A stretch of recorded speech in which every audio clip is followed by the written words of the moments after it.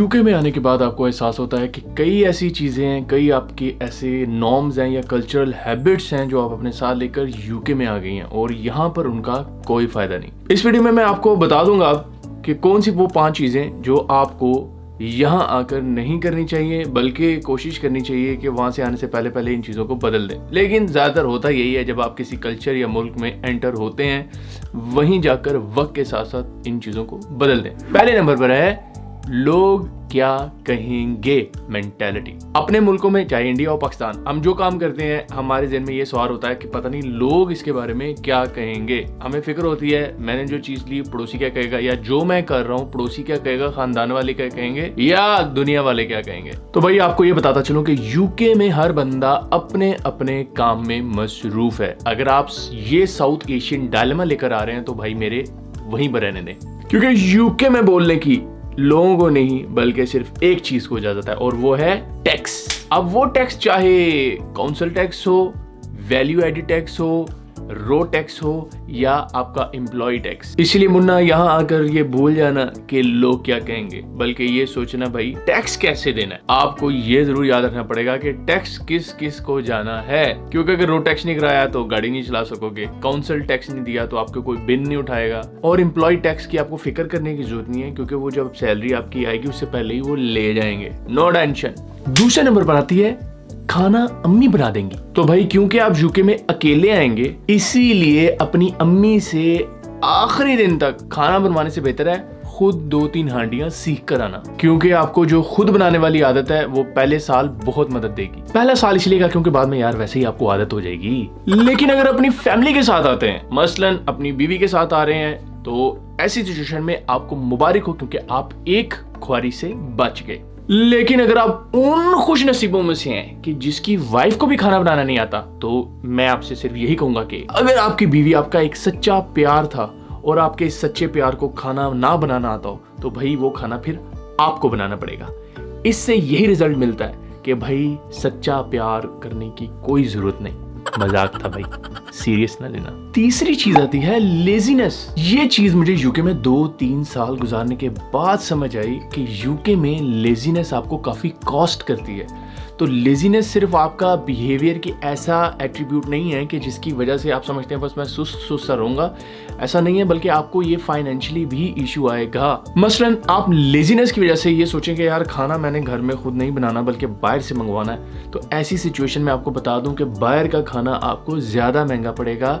बना बनाया खाने की बात हो रही है एज कम्पेयर टू अगर आप खुद घर में बनाएं। वैसे मैं इस टाइम यूके में पहले साल गुजारने की बात कर रहा हूँ, क्योंकि उसके बाद जब आपके पास पैसे आना शुरू हो जाएंगे तो जाहिर सी बात है आप में नखरे आएंगे और आप थोड़े बहुत स्पेंडिंग करना शुरू कर देंगे। इसी तरह जिंदगी गुजरती है भाई। और इसके साथ साथ आपको जो भी अपॉइंटमेंट लेनी है उस पर वक्त पे पहुंचना है, चाहे वो डॉक्टर की हो, यूनिवर्सिटी की हो, टीचर की हो, जिस मर्जी की हो, आपको वहां पर वक्त पर पहुंचना है। ऐसा नहीं है कि 9 बजे की अपॉइंटमेंट लिया और आप 9:30 पे पहुंच रहे हैं, क्योंकि भाई आपका ससुराल नहीं है कि इधर आकर नखरे करो। इसीलिए आपको चाहिए कि अपनी लेजीनेस वाली हैबिट्स को अपने मुल्क में छोड़कर आएं और यहाँ थोड़ा सा एक्टिव हो जाएं, क्योंकि बाज़ औक़ात यहाँ पर आपको 2-2 जॉब्स भी करनी पड़ती हैं और अपने सारे एक्सपेंसेस मैनेज करने के लिए आपको एक्टिव होना पड़ता है। तो being active is a very good thing or it will be beneficial for you if you are already active and coming to the UK। लेकिन अगर आप लेजी हैं तो भाई मेरे हाथ पैर मारना शुरू कर दो, क्योंकि इधर आके आपके साथ बहुत बुरी होने वाली है। चौथे नंबर पर जो चीज आती है वो है हेल्थ। आपको कोशिश ये करनी है कि जब आप इस मुल्क में आए तो हेल्दी हैबिट्स अपनाएं। आपने कोशिश ये करनी है कि यूके में बीमार नहीं होना, क्योंकि ये आपको पता है कि आपको किस चीज से बीमारी होती है या एलर्जी होती है, तो कोशिश करें उसको अवॉइड करें। क्योंकि जैसे हम पाकिस्तान में कहते हैं कि अल्लाह वकील और पुलिस से बचा कर रखे, इसी तरीके से इस मुल्क में अल्लाह डॉक्टर से बचा कर रखे, क्योंकि उसकी सबसे बड़ी वजह यह है कि यहाँ पर डॉक्टर और जीपी की अपॉइंटमेंट ही नहीं मिलती। अब क्योंकि हेल्थ केयर यहाँ पर फ्री है, इसी वजह से ये आपको फ्री ही नहीं कराते। अपने मुल्क में तो अगर आप बीमार हो तो आप सीधा डॉक्टर के पास जाते हैं और वो एक हाई पोटेंसी का टीका आपको ठोकता है और आप हाय अल्लाह से शुक्र अल्लाह कहते हुए बाहर निकलेंगे। खैर यहाँ पर अस्तगफिरुल्लाह की आदत डाल लें। अब क्योंकि मुझे पता है कि मुझे ज्यादा खट्टा खाने से और ठंडा पानी पीने से मेरे टॉन्सिल्स निकल आते हैं और मुझे बुखार हो जाता है, तो बजाय इसके कि मैं 2 दिन बिस्तर में पड़ा रहूं, इसी वजह से फिर मैं ना तो यहाँ पे खट्टी चीजें खाता हूँ और ठंडे पानी से अवॉइड करता हूँ। बस डॉक्टर को अपने आप से दूर रखना है, चाहे रोज एप्पल खाओ। वैसे वो तो तुमने सुना ही होगा, an apple a day keeps a doctor away. ओ भाई ये मुहावरा किसी गोरे ने बनाया हुआ है, सोचो जरा क्यों बनाया होगा। सोचो सोचो। और पांचवी चीज यानी आखिरी चीज ये है कि यहाँ पर आपको प्लीज और थैंक यू का बाकसरत इस्तेमाल करना है। भाई आपका तो पता नहीं, लेकिन जब मैं यहाँ पर आया था तो मैं किसी भी जुमले के साथ प्लीज यूज नहीं किया करता था। और क्योंकि हम पंजाबियों की ये आदत होती है कि हम बड़े खुलकर और फ्रैंक होकर बात करते हैं, और इसीलिए प्लीज और थैंक यू का इस्तेमाल बहुत थोड़ा करते हैं, क्योंकि ये हमारी नजर में तकल्लुफात के अंदर आता है। भाई तकल्लुफ ना कीजिए, भाई तकल्लुफ करने की जरूरत नहीं, कोई तकल्लुफ नहीं। लेकिन यहाँ आकर प्लीज और थैंक यू ना कहना रूड समझा जाता है। You looks like very rude today। तो भाई यहाँ जब भी किसी से बात करना, कोशिश करना कि जुमलों में कहीं ना कहीं प्लीज और थैंक यू जरूर फिट कर लेना, चाहे किसी के मुंह पर थप्पड़ ही क्यों ना मारना हो। May I slap on your face please? ये वाली बोंगी थी, इग्नोर करो। और मेरी तो यहाँ पर थैंक यू कह के ऐसी आदत बनी कि जब भी मैं किसी लिफ्ट से उतरता था और लिफ्ट में से ऑटोमेटेड आवाज आती थी कि 3rd फ्लोर डोर्स ओपनिंग, और मैं उसको कहता था थैंक यू। एवी पैड़ियां आदतां लग गई।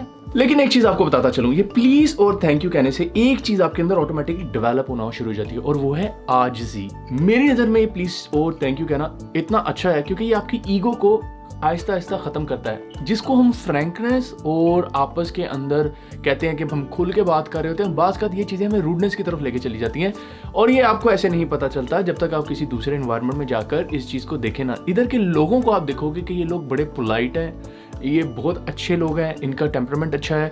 तो इसी वजह से मैं आपको मशवरा दूंगा, आप इस मुल्क में जरूर आए, ठीक है। ये मुल्क is a very good, people are very good, people are very nice. ये सारी बातें आपको बताने का मकसद ये था कि थोड़ा सा फनी टच के साथ आपको ये बता सकूं कि हमारे कल्चर नॉर्म्स जब आप यहाँ आएंगे तो आपको बदल लेने चाहिए। यूके का कल्चर काफी डाइवर्स है, यहाँ पर मुख्तलिफ नेशनैलिटीज के लोग रहते हैं, मसलन इंडियंस, पाकिस्तानीज, यूरोपियंस और अफ्रीकन्स। यहाँ पर सब अपने काम से काम रखते हैं और रेसिज्म और डिस्क्रिमिनेशन काफी हद तक ना होने के बराबर है। वैसे आपस की बात है, अपने मुल्कों में हम भी बड़ी डिस्क्रिमिनेशन और रेसिज्म करते हैं। सोचो जरा, सोचो। खैर आखिर में यही कहूंगा, यूके एक बेस्ट जगह है, यहाँ पर जरूर आए। भाई प्लीज मेरे इस वीडियो को लाइक और सब्सक्राइब जरूर कर दें। Thank you very much for every. ओए फिर थैंक यू।